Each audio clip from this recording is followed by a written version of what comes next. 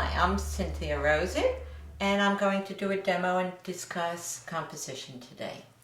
I'm at a friend's house, Steven Schlussel. He's my videographer, and I'm actually sitting in his sunroom looking out of his window. And you'll learn through the demo that, in all honesty, almost anything you see is fodder for painting. So I'm going to do two individual pieces of the same view, showing how composition can change. There's a general rule of thumb in composing an image that is you divide your page into threes, three each direction, and I will do that very lightly because it's just a demo. Just to say briefly, I'm actually using whatever paint I happen to have on my palette. My palette got wiped clean the other day and I left the paint that was still available. That's what I'm using today. It doesn't really matter what color you block in. I'll talk more about color another time. Anyway, the rule of thirds is the basic guideline for composition. I will erase this grid later on. I'm looking straight ahead, and there's another guideline in art that you don't center something, because then people don't see the periphery. Well, the view I'm looking at is actually a sitting Buddha in front of a small building. And there are these two trees that arc over it, and it's the most perfect symmetrical image. So I'm going to break the rule in one of these, and I'm actually going to put my Buddha here. I'm just blocking in. I'm going to put the building here. And I'm going to arch these trees around it. And I'm doing exactly what you're not supposed to do, and that is centering things. And I'm going to make it work because what it does here is the content of the image, being a Buddha, talks about the peace and quiet. And I want a quiet image. It doesn't really look like it here.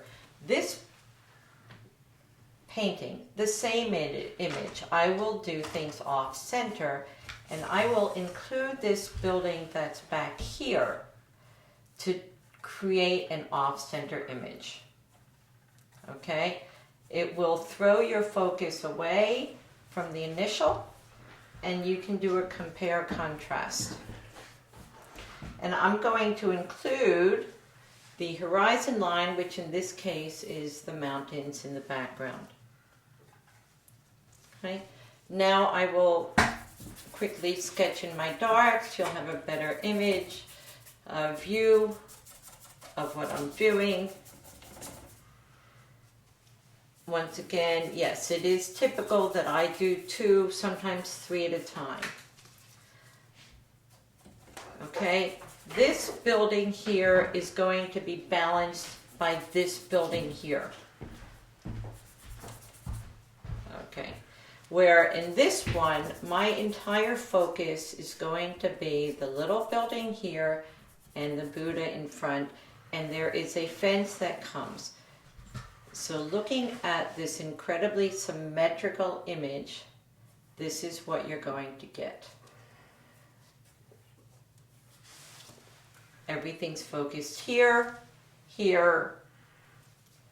You get the more traditional composition.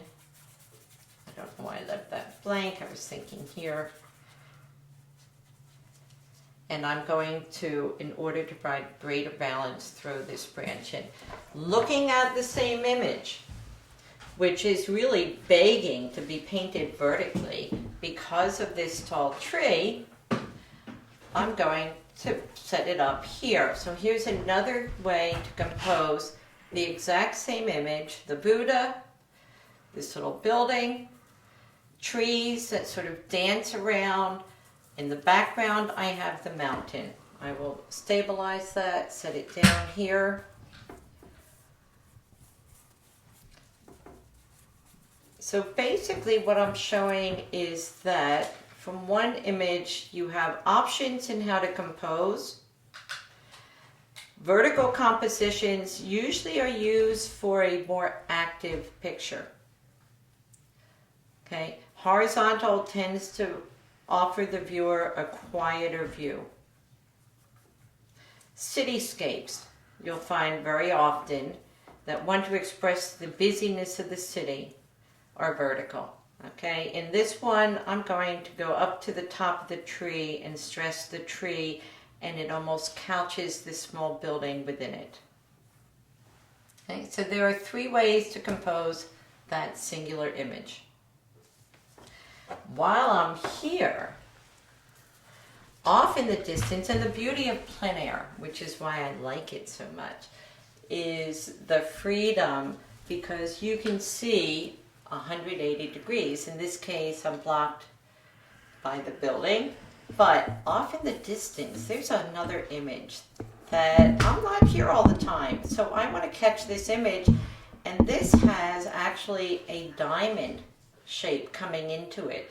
There's a tree line here that comes right towards me. It's partly blocking the view of that building.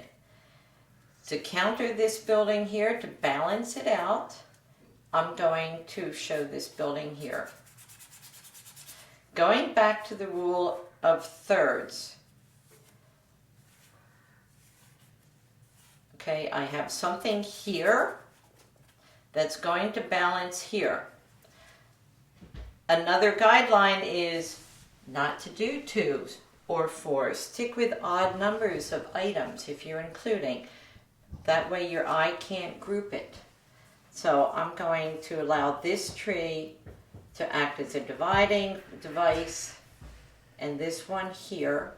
And all this other foliage in front, basically I'm going to let disappear. Do I see the entire barn out here? Absolutely not. But I can fill in from what I do see.